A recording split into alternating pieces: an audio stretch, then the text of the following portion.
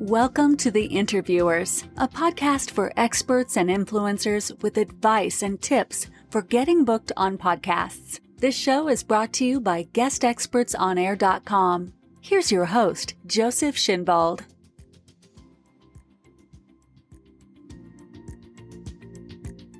Welcome to today's episode for guest experts who want to jazz up their marketing with podcast appearances. Our guest today is Jonathan Troen. Hey, Jonathan. Hello. Wonderful to be here, Joseph. Thank you to be on the show. This will be very interesting for us. Very to the point. Every expert will need what you are teaching and speaking about today. So our topic for the show is how you can exponentially improve your inner game with self-love. I love it. I go first. Yes, thank you. So I go to your biography. And Jonathan Troen is a life mastery coach and co-founder of Austin Yoga Tree and the Life Mastery Collective. His latest creation is the Self-Love Revolution. Jonathan's mission: to help people find the joy inside of themselves. Jonathan Troen is spent 20 plus years in the entertainment industry. He was living the life of his dreams, meeting the biggest stars in the world, except he wasn't happy. He couldn't figure why. He began studying people, how they lived, what motivated them, and how they defined success. His studies brought him to one conclusion: most of us are mean to ourselves, and all we really want is to be loved. He also discovered that when we seek love from outside, it is fleeting. Lasting love comes from inside of us. And since we are not taught to love ourselves, this creates a problem. Jonathan created the Self-Love Revolution specifically to share the methodology he created after 15 years of research and practice. Jonathan's belief: we all deserve success. We all deserve to be loved, and we all deserve to be treated kindly, especially by ourselves. So, Jonathan, let's come to the first question. You mentioned in one of your talks that the number fear is public speaking. And that really surprised me because, you would think the number one fear is fear of death or something, And the number two fear is introducing ourselves to others. So my question is, how did you come to this conclusion, and how can self-love help us overcome this fear? Well, I didn't actually come up with the conclusion. It was a study that I had read or heard about, and it fascinated me too. I'm like, wow, what?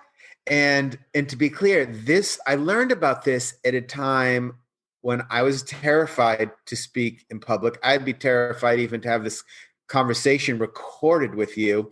And I certainly didn't introduce myself to other people. You sit on a plane and, I'd either pull out a book or pretend I'm sleeping before the plane even takes off. I was terrified of other people. And that's what this is. We are more terrified of other people, really, of what other people will think of us, than we are of death. And that is fascinating to me. And why we are so terrified of being judged that someone will think poorly of us. And instead of giving someone an opportunity to actually judge us, we judge ourselves first. So I'm not going to introduce myself to you because I'm going to judge myself that I'm not worthy, I'm not good enough. So before I introduce myself or before I get on stage and give you an opportunity to judge me, you know what? I'm just going to shut myself down. And that's what we do. Because what we keep doing is we're looking for these accolades, and our self-value has come, and this is what we've been taught, comes from what other people think of us. So self-love flips this equation around, flips many equations around. This is one of them. Self-love says we are good enough. Right now, this moment, I got great things going on, and I got crappy things going on. I mean, that's just life. It's a mixture of what we want and what we don't want. I'm no different than you. You're no different than me. You're no different than anybody else. So there's good and bad in our lives, or if you don't want to call it bad, there's pleasant and unpleasant, positive things, difficult things. And what self-love does is it says, hey, all of it's okay. It allows us to treat ourselves like we would a friend, right? If a friend came to us and said, oh, I don't like the way I look, or I made this mistake, we would say, hey, I got your back. It's okay. We don't do that with ourselves, though. So what self-love does is it transforms that relationship with ourselves so that when we have a difficulty, we can say, hey, it's okay. I got your back. And when we have our own back, it's easy to get up on the stage and talk to people. It's easy to introduce yourself to the person next to you because you're not as reliant on their response, on how they're going to react to you. So self-love is really about making, in a sense now, making yourself autonomous, making yourself not so dependent on the opinion of others. When you're an expert and you're talking on a podcast, you're a public speaker, you're talking on television, it makes you feel more confident and you get the self-esteem. It's just flowing from the inside out because you don't need that recognition from the outside, that people love you, that acknowledgement, because if they love you or not, you know that you will do well. And that kind of attitude creates in return that people will love you afterwards and they will acknowledge you because that's the whole thing with it. When you're not worried about it, it's like they say a dog can sense fear, right? So but people kind of can too, even if we don't think of it that way. So, if you walk into a room all timid, people notice that. And that's not what they want to surround themselves with. But if you walk into a room, and I'm not talking about the big, hey, look at me, because that's a different kind of weakness where we have to prove to others that we're worthy of being seen. But, we've all been at that party or gathering where someone walks into a room, they're not yelling. They're not the boisterous one. They just walk in, and then there's this air about them. They're not saying anything. They're doing their own thing. And we look at them and it's like, wow, I want to talk to that person. Because when it comes from within, everybody wants to be around you. You're oozing this energy that feels good to people. So yes, by being kind to yourself, by giving yourself this self-love, by practicing self-love on yourself, other people are just more attracted and they want to be around you more. Yes, and that fear goes away, really. I remember when I was first being interviewed on television, and I have altogether 50 interviews. I sit in that chair and I tell you, I think I was seeing myself from above, and then I was gone, and I sit, the chair is empty. I was like, kind of when you take LSD or something, But afterwards, I started to enjoy it so much, and I became so confident, and you just have to overcome it the first time. And you overcome it when you get, when it doesn't matter anymore how it turns out, when you become kind of either way, I'm fine with it because I have the courage, I'll do it. And I love myself because not everybody has that courage to do it, right? But I can imagine, sorry. And well, it's not even overcoming it. You can, but the way to overcome something is to embrace it. Mm-hmm. So I'm afraid all the time. In fact, I love being afraid because afraid means I'm hitting the edge of my comfort zone and I'm moving into the courage zone and I'm doing something scary, which means it's something important. If you're never afraid, it means you're not doing anything important with your life. So you want to be afraid. But the easiest way to overcome the fear is to embrace it. So I go, yes, there's fear. And I acknowledge it inside of me. And I don't try and get rid of it. And I don't try and beat it over the head. I used to, but no more. I don't try and change it. I just notice it. I observe it. I practice kindness towards it, towards that fear inside of me. I say, I see you, fear. I hear you. I will not fight you. I'll be here for you as long as you need me to be here. Yeah. And as soon as you see it and honor it and love it, it begins to dissolve away on its own. You basically stop fighting with yourself is what's happening, because most of the time, most of the days, we are just fighting with ourselves and fighting with our emotions. I don't want to feel that. And we fight with ourselves. It's like a nonstop boxing match. When you do Yes. this, when you just say, fear, it's okay, you stop fighting with yourself. And then your internal power just arises. Yes. And, it's interesting that our biggest fear, public speaking, as you say, I think it's one of them, or the biggest. I remember when I was just 20 years old, I got that job for 2 months on the fortress Hohen Salzburg. That's in Salzburg, Austria. It's a huge fortress. And I got that job as a tourist guide. And just 2 months, because it was like always a summer job. And then I was traveling in South America for a year. But I remember I had one night to study the whole thing. It was a lot of history, And then I had 100 people right there at 9:00 in the morning in front of me, and I had this huge key in my hand. That was the only confidence I had. Look, I have such a huge key with which I can open the doors in the fortress. And my voice was complete. It happened only once in my lifetime, but my voice was completely gone. And I just said to the person next standing to me, please follow me. And then in the meantime, my voice came up again. But I want to tell you now that this kind of activity became such a fun activity for me. I just loved, I did it for 3 years, always in summertime. I loved to do this guided tours, 100 people, 7 times a day, lots of people talking to them. Well, biggest fears sometimes turn into the biggest fun. Yeah. And what you're doing there is you're helping other people.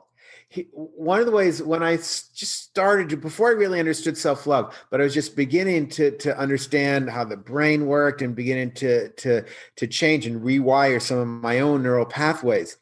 I was in the tech world for a while. I had an internet startup, way back when. So there were a lot of networking events, and I hated networking, and I hated them because I was afraid, right? I was self-judging myself. But here's what happened. One day, I learned that everybody else was just as afraid as I was, because I thought I was the only one with this story in my head. I didn't know that the number one fear was public speaking, and the number 2 is introducing yourself to the person next to you. I didn't know it. As soon as I found that out, everything changed, because I said, wait, if they're all afraid, I can be the guy to go over to them and put them at ease. So that was then my new mission. My new mission when I went to these networking events wasn't to get myself known or to land a client or whatever it was. It was to make other people feel comfortable. Yes. And that transformed everything. I think it's because you understand now that you have that the other person has that same internal dialogue going on. Somehow they have that same sensation and fear. So now you can compassionately reach out to them, and you see they lighten up, because I when I was in South America for 13 years, I was a manager of a hemisphere newspaper in Buenos Aires. And we had lots of cocktail parties, and it's, you're going in there, you're known, and you have this glass in your hand, and you're talking with this table and that table, and you walk around very confidently. And that's the feeling, you get better at it. Then you see that others like it also to overcome it. And when you reach out to them nicely, then kindly, compassionately, then they brighten up themselves. We all have that kind of fear. Who knows where it comes from? I know that's just on the side, but I know it that young men have that fear a lot when they approach the first time the girlfriend, or a girl, and they say that evolution-wise, it has to do with the tribal society, that the tribal leader always had the right to choose the young, beautiful women first. He was like maybe 50 years old, but they were 20 years old or younger. And so the young men were very much afraid, because if the tribal leader with all his power found out that they were kissing maybe somewhere in the forest, they could be killed. And so evolution-wise, this comes still over to our fear as men when we first time approach at young ages a woman. Interesting, I thought. Yeah, I mean, a lot of it, look, a lot of the way we act has to do with these millions of years of evolution, where, back then there were things like that, and we had to protect ourselves from wild animals because we didn't have houses that we could live in and cars we could drive in. And what that did is it trained our brains to be on the lookout for every danger, right? Because the mission was survival. So we look out for every danger. And that's the way our brains have formed over millions of years. But now these dangers aren't around, those real life or death ones. So our brain still needs to look for stuff. So it looks for traffic is the worst thing in the world, and weather. And, if it's cold, people will complain it's the end of the world. And if it's too warm, people will also complain it's the end of the world. And it's just because the brain is looking for things to complain about and be afraid of. But Yes. It doesn't know the difference between being in traffic and running away from a saber-toothed tiger or from the chief of the tribe. So we have to begin to retrain our minds, and they can be retrained. It's been proven scientifically that our brains, there's a lot of neuroplasticity, and we can rewire our brains. And that's what we have to do, so we don't treat these rather mundane experiences we go through as life or death experiences. So we have to sorry? No, it's just because they're not. Yeah, exactly. So we basically have to update a long due human update of the brain we have to make. Like hundreds of years, thousands of years update long due. Because our fears, they just don't, they're not actual anymore in our society. We should be afraid of other things than the things we are. Now the next question is, no, first of all, you make a very good point, an excellent point about happiness and hard work. And we spend years delaying our happiness as we are working hard to achieve happiness. Is there a better way to the equation, work hard to become a successful expert coach, the go-to expert in your field, and then be happy? Because it might take a long time. You are this expert, you've worked very hard, and now you can allow yourself to be happy because you are now successful. Is that actually true, this equation? So why do we self-sabotage? How are we unconsciously self-sabotaging ourselves? And finally, how can we turn this around? Well, hard work is important. We are here on this planet to connect with other people, to help other people, and to grow together. If we weren't supposed to be around other people, there are 7 billion of us on the planet. There are billions of planets around the galaxies in the universe. We'd all have our own planet, but we were all put here. We're supposed to be together. We're supposed to work hard. The thing is, we were taught this equation that if you work hard for long enough, then one day you'll be successful. And if you're successful for long enough, then one day you'll be happy. And we keep postponing happiness. And the problem is some people work hard and don't achieve, society's definition of success. A lot of people do, right? They get the VP job, or they get the investment in their company, or they write their book. They get the success, and then they're not happy. I mean, that's the midlife crisis, right? I did everything I was told. I climbed the corporate ladder and I'm not happy. Why? Well, because that's not the stuff that makes you happy. Happiness, people will tell you they're most happy when they're connected to others, when they're feeling an experience of love. That's what creates happiness. Now, that's why we're working so hard to make a lot of money, so that we can have this money, so that we can do fun things with other people to bring us joy and connection. But then we're putting off that joy and connection for decades. So the new equation is be happy now. And that comes from the experience of love. The practice of self-love and being kind to yourself creates connection with yourself and connection with others. Now we are happy now. Now you are successful because that's why you're working so hard in the first place. And when you're happy and successful, well, now it's easy to show up and do the work because it feels good, it feels positive, and you are helping other people. So the hard work is still important. It's just not, you're not fighting against the world to get there.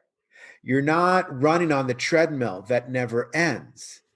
Instead, happiness and joy is supporting the work you're doing. So the work is fun. And at the end of the day, you're just lit up. And it's like, wow, what an awesome day I had. It's like, I grew up with a mentality of, I hate Mondays, thank God it's Friday. So the work week you wanted to erase so that you live for the weekend. And what we do when we're doing that is we are seeking to erase 5/7 of our lives. So then we get older, we look back and we go, wow, where did my life go? Well, you thought it away because you hated Monday, Tuesday, Wednesday, Thursday, and Friday day. You liked Friday night. You liked Saturday. By Sunday, you were worried about Monday, so you didn't even like Sunday that much.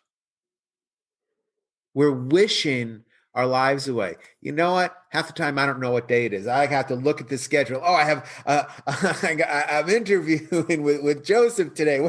I have to look at my schedule every day because I have no idea if it's Monday, Tuesday, Wednesday, Thursday, Friday, Saturday, or Sunday, because every day is a great day because I love myself and I'm connecting with others and I'm happy. And I'm doing the work I love. And when you do the work you love, you're not focused on erasing your weeks away.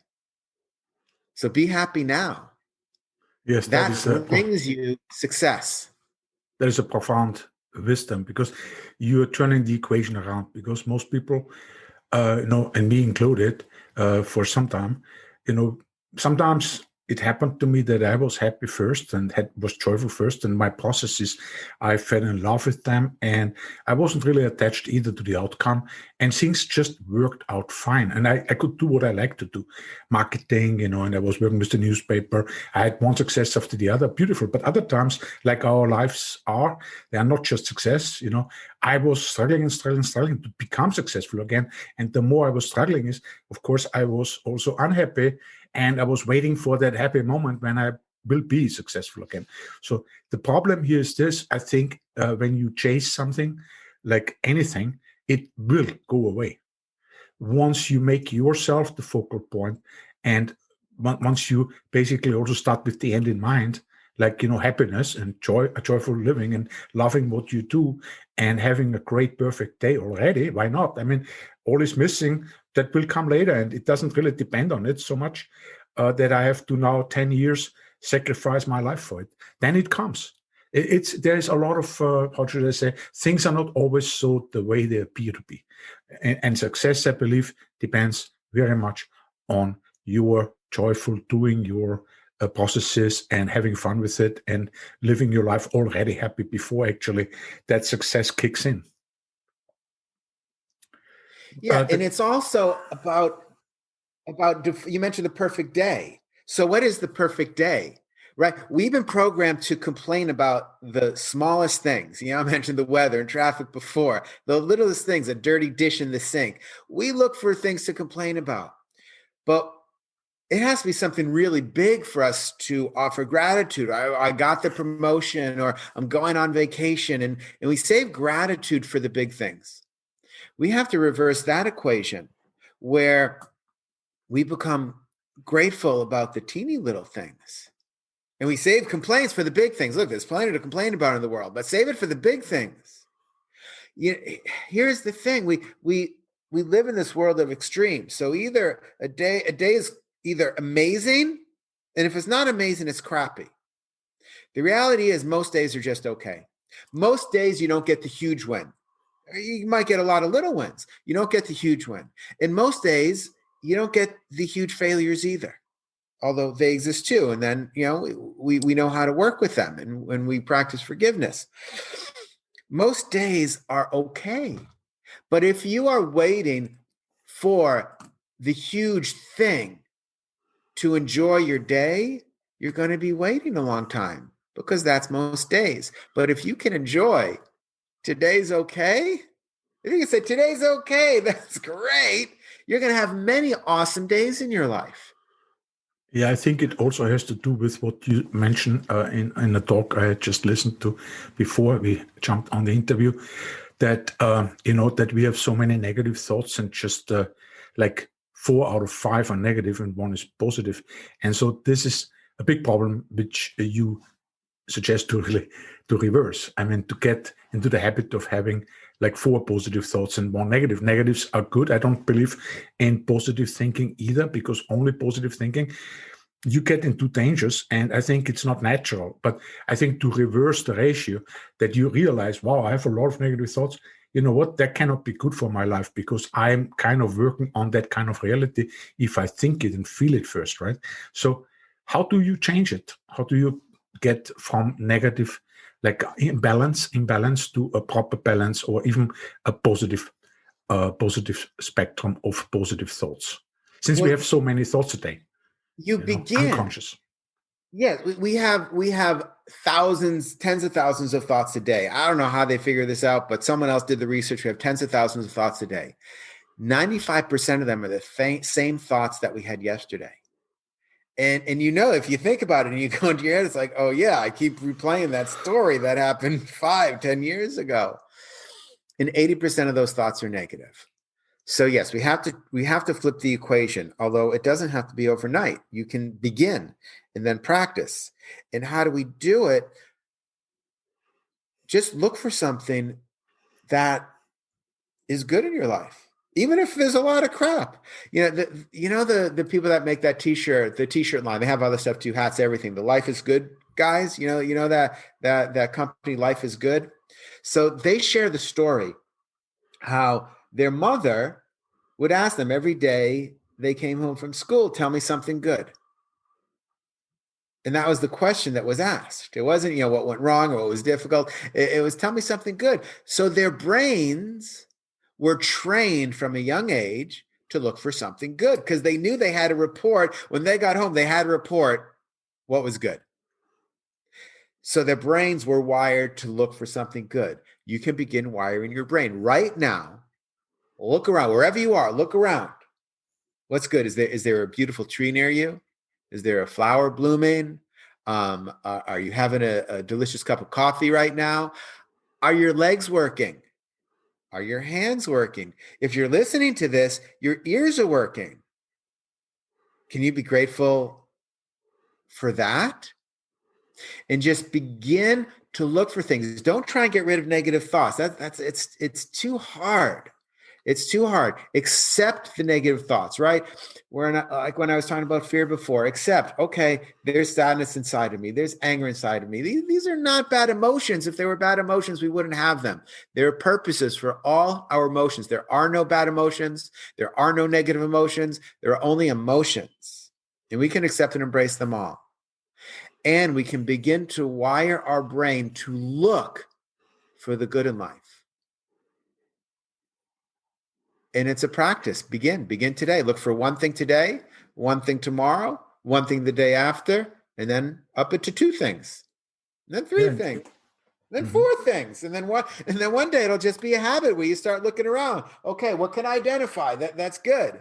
Hey, the water in my sink works. That's good. Because when it doesn't, you're pissed off. My water's not working. I got to call the plumber, and you're pissed off. But how many days do you wake up, turn on your faucet, and go, I got running water. How cool. Yeah. Where your attention goes, that's where our energy flows, right? And it's interesting, for instance, I'm from Austria. I was living 30 years outside of Austria, mostly in Asia and in South America and America, Canada. And I came back 2 years ago. And when I compare society now and coming back to gratitude, my grandfather and my family, where we grew up, that was after the war. And, I just want to say that gratitude, you don't need to have a lot to be grateful. They didn't have much to be grateful for that time. And I remember so many happy times, and people were grateful for so many things, which nowadays in Austria, 30 years later, which we take for granted.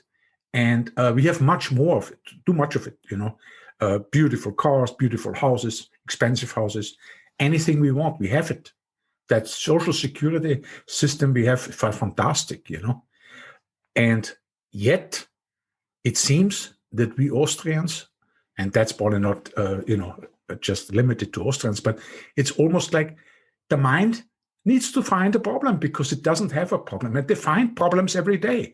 It could be they find, they have to talk about sicknesses all the time, or they have to compare themselves with others, or they have to be jailers of the others, or they don't find the justice in some small things which the government did. And so now they get together and that's what they talk about. Yes. And it creates more of that and more of it. And I'm thinking to myself, look, how did we live 30 years ago, And not just because I was still younger then, or 40 years ago, I was a child. But, I think it's a good thing to go back to the simple things, to be grateful for the place we are living, the security you have, the small things you have. And that creates a new sensation, and that creates happiness. And, that creates a better quality of life. And look, all of it.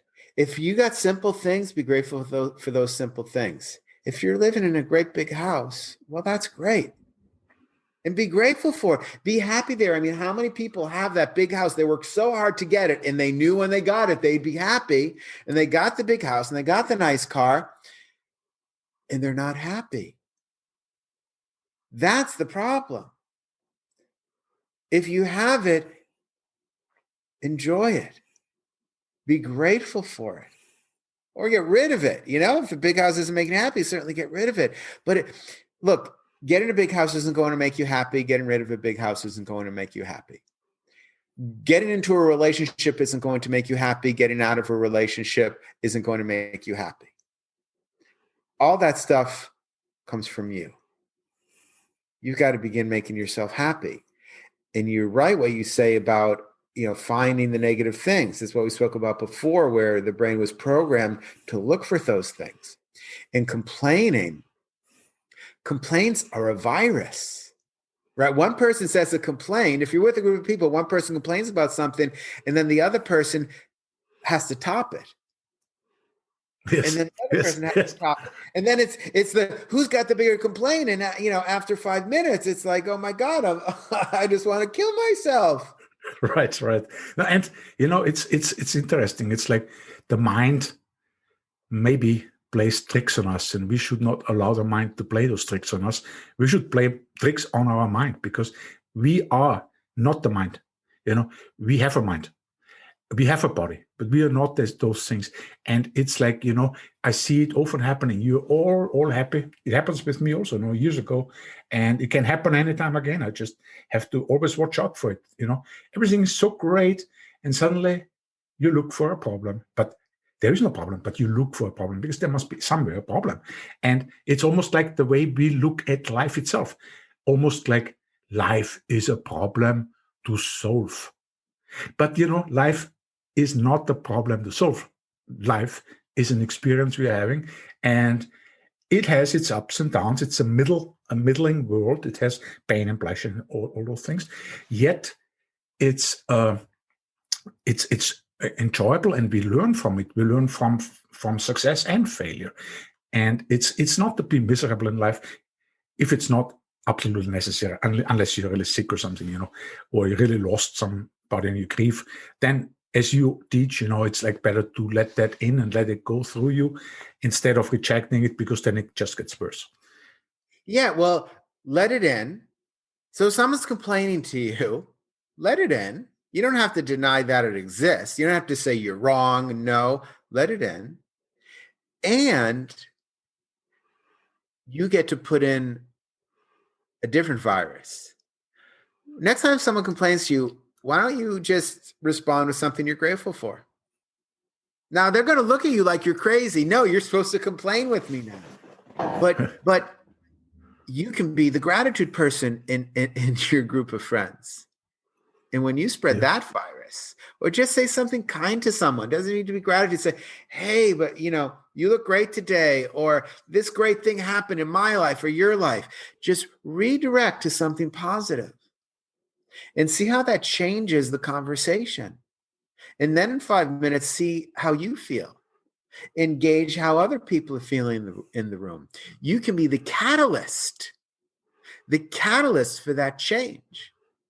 Yes. And then you begin to feel better, and I know this is about, how to be better on your podcast tours. When you feel better, you're a more excited human being. You show up more. It's easy to do the work. It's easier to share your story. All of it just becomes easier and lighter because that weight that so many of us hold, it's like we're just putting the weight down. We don't hold on to the weight anymore.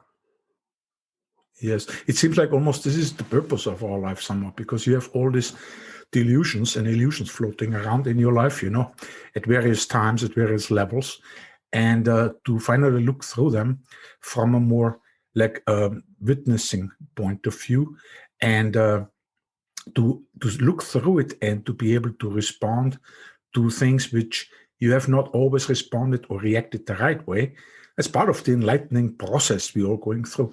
All of us not, but maybe in a certain time, all of us. But I think that's what it really is. I feel strongly about it that if I can understand my environment with more enlightenment, so to speak, with more compassion, with more wisdom, then I'm moving in the right direction.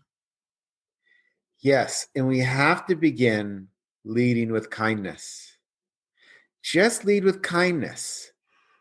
When in doubt, be kind. When in doubt, be kind to yourself. When in doubt, be kind to others. And here's the thing, it's going to give you more energy.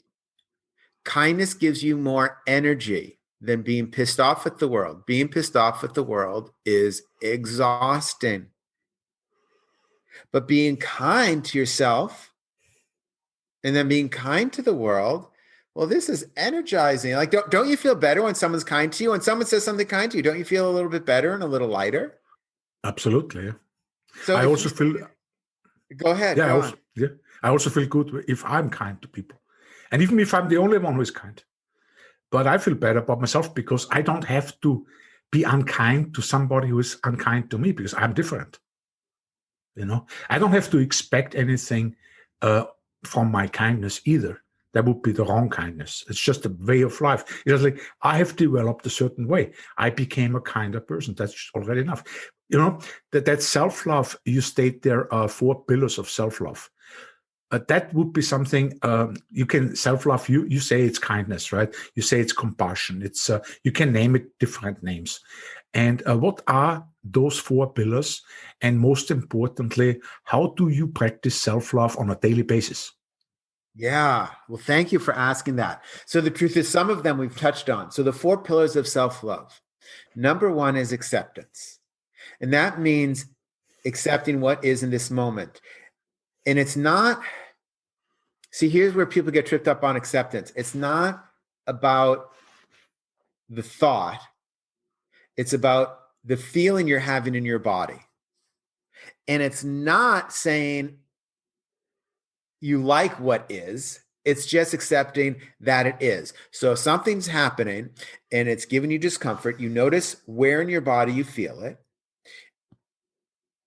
And you just accept, oh, okay, my chest is tight right now. Stop fighting it. My stomach is in knots right now. Stop fighting it. My neck hurts right now. I have a headache, whatever it is. Stop fighting it. Just pause. And I share these words before. I see you. I hear you. I will not fight you. I'll be here for you as long as you need me to be here. You know what it's like to fight it already. You've done that one. So I'm saying try this as an experiment. If it doesn't work for you, you call or email me and say, hey, I tried it. It didn't work. We can talk about it. But since you've been fighting it for years and decades, just try pausing and observing the difficult, the uncomfortable, the unpleasant sensations you are experiencing in your body. That's step one. That's just simply not fighting with yourself anymore. It's like it's getting out of the boxing ring. You So can't step let one is anything you can't let anything go unless before you accept it. Then you can let it go. yes, right. People talk about let it go. Letting go. It doesn't work that way in my experience, because letting go the words feel like it's something active and I have to let it go and push it away. When you accept, it goes on its own. Mm-hmm. You have to accept in order to let it go. Mm-hmm. Otherwise, it just sticks around. You suppress it, you push it down, and then it comes bubbling up even worse. Yes. So the second pillar, and we spoke about this, gratitude. And here's the thing, it's not, it feels so cliche to talk about gratitude because everyone talks about gratitude in a gratitude journal, okay? Gratitude is about creating a positive emotional state. Now, if you're in a negative emotional state, it's okay. We accept it. Go back to step one, acceptance, so that it can begin to dissolve away. But lasting change cannot take place from a negative emotional state, right? Because most of us don't like what we're experiencing. So we're going to take massive action and we're going to change it. But then, and the change works. You create change, but then a month or 2 months or 6 months later, you find yourself back where you started, right? That's this treadmill that people feel like they're on. Gratitude switches you from this negative emotional state to a positive emotional state. And from a positive emotional state, now when you take that action, it will change. When you take action from a positive emotional state, the change sticks. You don't go back into the cycle you were in. You leave the cycle. Now, just to be clear, give you a little foreshadowing, there'll be another cycle. That's how we learn and grow. That's going from the comfort zone to the courage zone. We always have to grow and expand. It's part of why we are here. It's a human need to grow and expand. You have to have gratitude as a part of your life. And gratitude is not just writing down, I'm grateful for X. Have a gratitude journal. That's great. But you have to feel it, right? We spoke about an acceptance. We spoke about the sensations in your body. You have to be grateful about something so that you feel it in your body. And you have to know in your body where you feel gratitude. If you don't feel it in your body, then it's not real. And they even spoke about this. There's a book called Think and Grow Rich, which people think is about monetary success. And it is, but it's about creating the success on the inside. And Napoleon Hill uses the word emotionalize. You have to emotionalize your thoughts. And that's what this is. It's taking gratitude, the thought of gratitude, and emotionalizing it so that you feel it in your body. So you have acceptance, you have gratitude. Number 3, this is a big one. This was the most difficult one for me. It was forgiveness.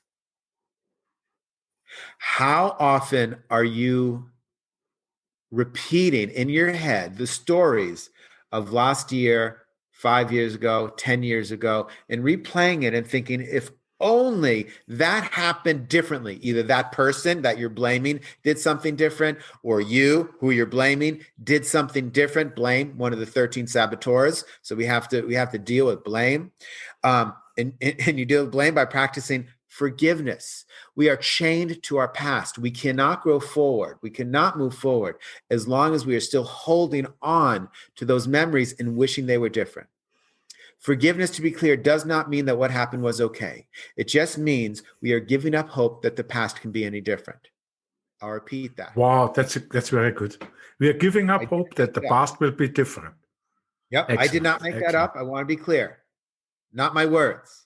Okay, but that's powerful. It's powerful. Giving up hope that the past can be any different. That's what forgiveness is. And when you give a hope that the past can be different, you unchain yourself from the past because you are chained to your past. You unchain yourself from the past and you can now begin to move forward. And I practice forgiveness every single day of my life. Before I go to bed, I say these words every single day. I forgive myself and all others who have hurt or offended me physically, emotionally, or monetarily, knowingly or unknowingly, because half the time someone does something to you, they don't even know that you're upset about it. Knowingly or unknowingly, I wish them no harm. I accept this moment as it is, and I release myself from any future pain. Very nice. This is a daily practice.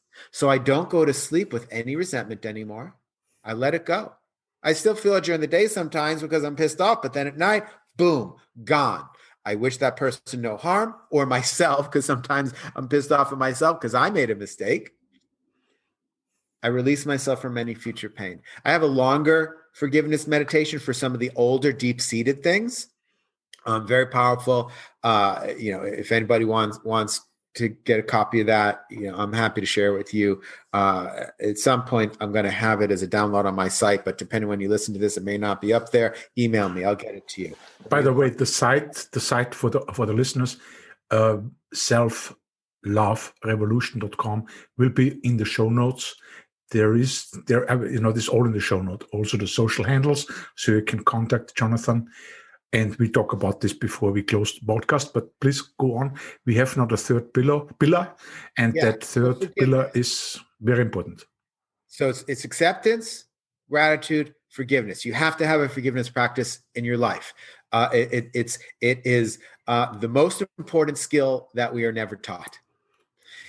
And fourth pillar is self-love, self-compassion, saying something kind to you. So looking at yourself in the mirror, most of the time we look ourselves in the mirror and we pick out something either about the way we look that we don't like, or we look at something we did that day and we go, oh man, you screwed that up. When you look in the mirror, you can acknowledge those things. Again, I'm not saying you can't have negative thoughts. Acknowledge, oh, there's difficulty, and acknowledge the sensation in your body. Accept that sensation of difficulty. And then say to yourself something kind. Maybe you like your eyes. Maybe you like your smile. Maybe you're grateful that your arm still works and you can brush your teeth using your hands. Maybe you're grateful that you can see or that you can taste, whatever it is. Just pick something and say something kind to yourself, or find one thing you did that day. And for me, often if I used to be a plant killer, but now I water plants. And if I water plants, at the end of the day, I go, hey, Jonathan, good job. You watered plants. If I have a good interaction with my son, I review my day. Hey, Jonathan, you were a good dad today. Good job today. Find one thing. Now, you can find 50 things too, but at least one thing a day. Say something kind to yourself. Your life will transform. Now, I gave you 4 pillars. If you can do them all, great. But sometimes people come to me and say, well, that's overwhelming to do all of this. Don't do them all at once. Pick one. Pick one. If you pick one of these, your life begins to change. Your life begins to transform. You do all 4, hey, brand new life. But you don't have to start there. Pick one. When you get good at it, pick a second one. When you get good at that, pick a third one. And remember, you will continue to fail. You will have good days and bad days. This is a practice. Self-love is not a destination. It is a practice. I'm not perfect. I'm better today than I was last year. I'm way better today than I was 10 years ago. And I suspect next year, I'm going to have a much better practice. This is a practice. And it took a long time to get those negative habits, into us.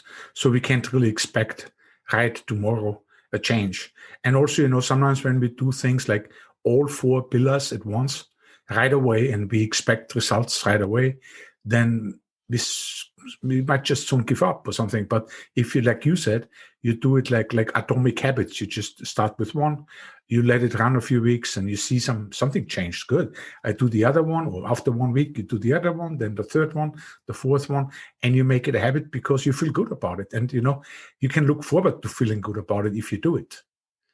So That brings me to the next question, which is really, how do you practice self-love on a daily basis? Maybe you answered it already, but also, by the way, for the listeners, there is a masterclass. There are interviews, private coaching on the website I mentioned. Again, will be in the show note.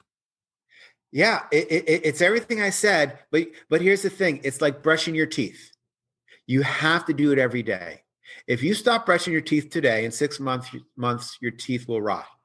So people, they find a new self-development tool. Okay, I'll find meditation, or I'll do this, or I'll figure out a procrastination strategy, and it works for them. Or they'll do gratitude or forgiveness, and it works for them. And then they stop because they think they're done. No, you have to do this every single day of your life. Now, if you miss a day, I'll share a secret with you. Every once in a while, I don't brush my teeth. It happens. Maybe I'm just too exhausted. I get home really late. I don't know. There have been days, not many, but there are days I don't brush my teeth. Well, what do I do the next day? I brush them right away. And there are even days, so last night or yesterday, something happened that was unpleasant for me, and it stuck with me. And I forgot to do my nighttime forgiveness. I just told you I did it every night. I lied to you. I didn't do it last night. This is true. When I woke up this morning, the first thing I did, I didn't do my forgiveness last night. The first thing I did was forgive. And I thought of everything yesterday.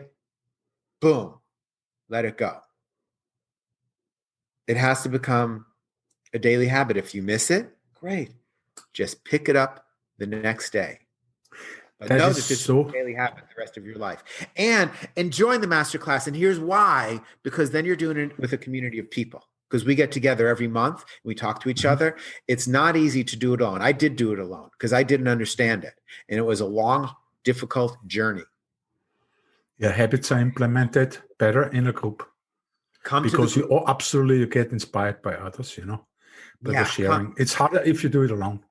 It's harder. So come to the group. We connect with each other. You realize that you're not alone. I thought I was alone in this. I really did. And now I've discovered that I'm not alone. And now I'm on a mission to go, hey, everyone, you're not alone. Let's get together and let's just be kind to ourselves and other people. And then we have all the success in the world, and then show up and work hard and get the money, and all of it just begins to fall into place. But let's do this together, people. And if not with me, totally cool. Find another group of people. Do it together. Yes, I agree. What reminds me on this loving kindness towards oneself, particularly in meditation, when you meditate, and I love meditation all my life. I was 2 years in India when I was young. I wrote a little book on meditation recently in Costa Rica 2 years ago when I was living 10 years at the beach, where I thought about meditation and all this, because it became also boring after a while. Like you mentioned in one of the videos that, you felt happy when you moved to Denmark. This is still the country of the happy people, right? But after 6 months, everything gets used to it. And then you went back to California, and you went every half a year, you went closer to the beach. And that's happened also similar to me in Central America. And the thing is with the meditations, when I studied them, they are really like, if it's not something extraordinary complicated. There are really just a few types from India and the Buddhist tradition. But the metta meditation, metta, METTA, that is loving kindness meditation. And it actually comes originally from the Buddha, just like the other ones, the Vipassana, the Zazen, and the mindfulness, that all can actually be seen in the Four Noble Truths, which includes the Eightfold Path. I studied these things. I got a master degree on this because I was so interested after I came back from India. But this is not what I want to say with the loving kindness meditation. When we meditate, when you can learn how to meditate and you lose your thought and your mind wanders, and you can learn how to bring it back, with loving kindness to it yourself, your meditation exponentially improves. Because when you beat yourself up because you're sitting there like a Zen Buddhist, whatever, and you're sitting there and you just, all the time your mind is wandering, and if you beat yourself up, it's just you're not welcoming, just like we talked before, So it's like that beautiful thought of when you meditate and your mind wanders, you bring it back with loving kindness. That's easier than anything else, you know? Yeah. And here's what's interesting about the loving kindness meditation, because for those that don't know it, you start with someone that you have, and some people do it in different orders, but in general, you start with someone who you have great love for, unconditional love. You picture them, you send love and kindness, and you go to a stranger and a difficult person and the whole world. And in that mix, then it's you.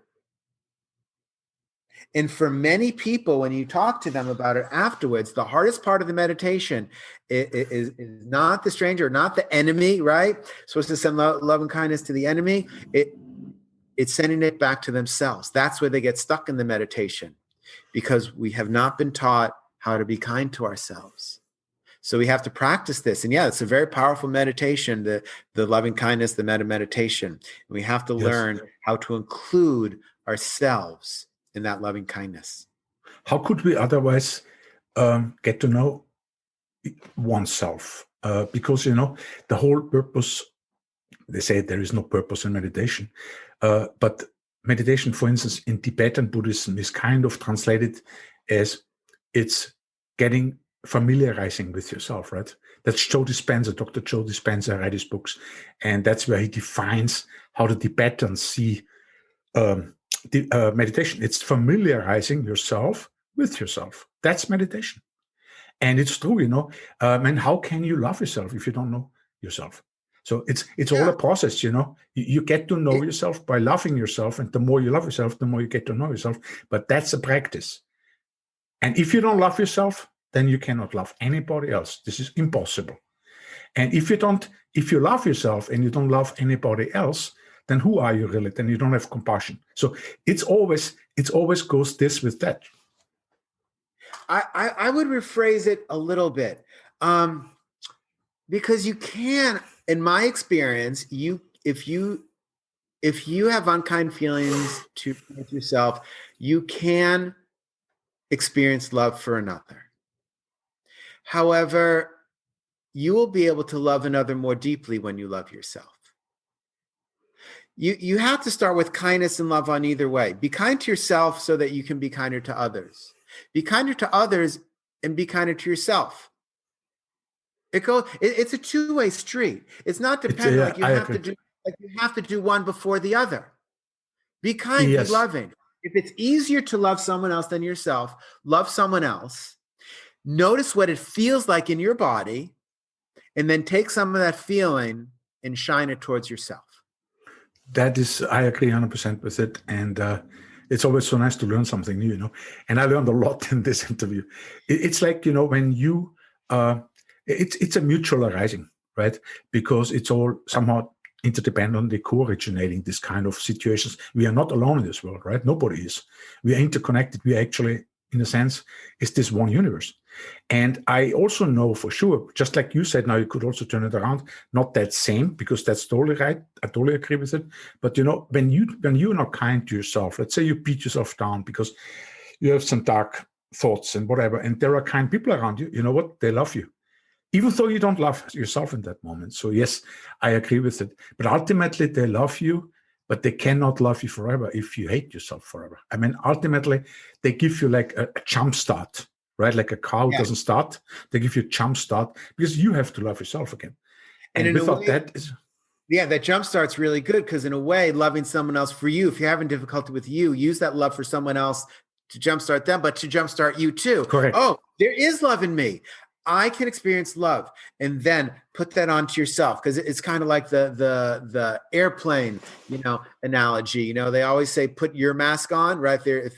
If the plane loses its pressure or oxygen, put your mask on first, right, before you help others. Well, that's what self-love is in the end. Put your mask on first. Make yourself strong, because if you're only giving to other people, you're losing all your energy. Your energy is being sucked from you, and eventually you will deplete yourself and you won't be able to help the others anymore. Correct. So that's why this is important. Self-love is putting your mask on first. It's recharging yourself. It's going to the gas station for yourself so that you can have the energy to support all those who are around you and who depend on you for love and connection. And again, we have to accept the way it is, because that's the way it is. It's like in Confucianism, just to quickly mention this shortly, in Confucianism, they have this concept, Confucius Ren. It's actually written Jen, and it's a notion in Confucianism, Ren, as pronounced Ren, like R-E-N, and it's translated human-heartedness. But the interesting part about this, it's what Confucius said. You should never talk about it. You should never mention it even. It's beyond our linguistic department. It's just a word, right? And it is who we are. We cannot really name it, but that's who we are. So if you lose this and you don't refill it, if you don't take care of that, you always have this human-heartedness, well, then you cannot give, But what I really would love to do is, before we close, if you agree, would be, a few guided meditations, maybe one at least, on self-love. I think you have one there, or you have another one, really a nice one on forgiveness. I love that one. And you have lots of those, when you have the YouTube channel that will be also in the show notes. But I will be very happy if you have the time, before we do this guided meditation, if you agree, to talk about one more thing, which I didn't ask you yet, but which you would like to talk about. Would there be anything I missed somehow that you would like to feel strongly to still talk about? We covered it all. It all. Look, if you want to take anything from this, those who are listening, simply become your friend. Treat yourself like a friend. You're treating your friends kindly. Treat yourself like a friend. Begin to be kind with yourself and become your own best friend. Nice. Should we do a little guided meditation? Yeah, I'm they are short. A little bit. They are not short, but there may be a minute meditation, 30-second meditation. Yeah. No, we'll do a short meditation. So excellent. Great. All right. So get comfortable wherever you are. If you're listening to this driving, don't close your eyes. Otherwise, if you're comfortable, you can close your eyes, but you can do this anywhere.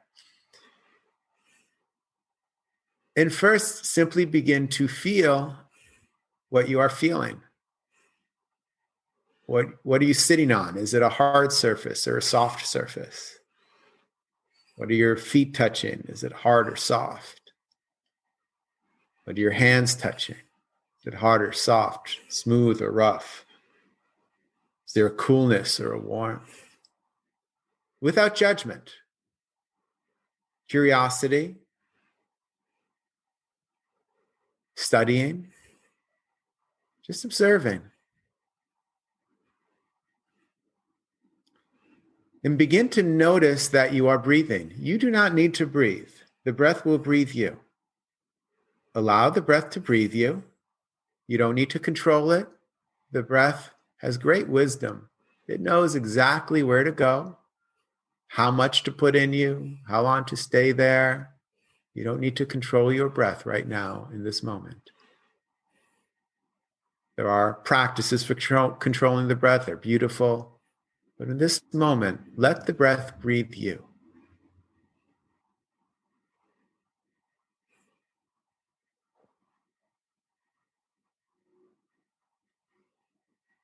And then bring into your mind's eye a vision of yourself. And maybe it's a vision of you as you are today. And maybe it's a vision of a younger version of yourself. The 16-year-old self, or the 5-year-old self, or whatever age. And look yourself in the eyes. Take in this image of yourself. The facial features, the wrinkles, if there are any. If it's a younger version, the complexion. Take it in. Study it. And then look yourself in the eyes and say, I love you just as you are. And notice what feelings arise for you.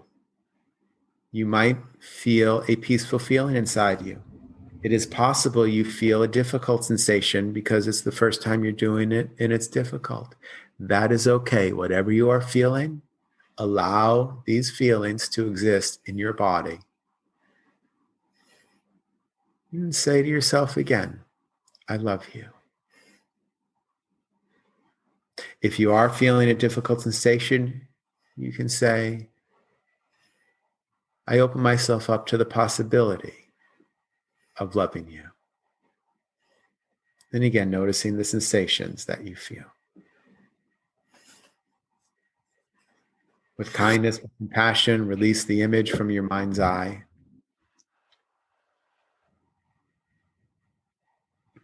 Notice the breath is still breathing you.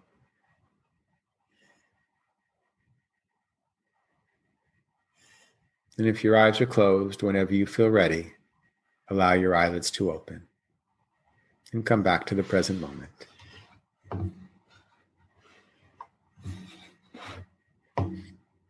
So that was a shortened version of that we could do here. Beautiful. Along with that. And it's a powerful practice. Do it Yes. every day. It doesn't take long. One could do it every morning or every night before you go to bed. Yeah, I do it every night. When I brush my teeth, I look in the mirror, I review my day, focusing on the great things that happened, not all the mistakes like I used to. Focus on the great things that happened. I do my forgiveness ritual. That one I like also, yeah. And I look myself in the eyes and I say, Jonathan, I love you. I have your back. Good job today. And then I go to sleep in a kind and loving space. And then I wake up and I'm feeling good and rejuvenated. Beautiful. It was a very moving interview. I'm really grateful, Jonathan, you have been joining me. So thank you, Jonathan, for having been on the show. Yeah, thank you. It's been a joy. And thank you, guest experts, for listening in. The recap of the show with bullet points are in the show notes with all the links mentioned during the interview. If you like this podcast, please subscribe to have you here again for our next episode. Thank you and goodbye until we meet again. Thank you for tuning in to another episode of The Interviewers, brought to you by GuestExpertsOnAir.com.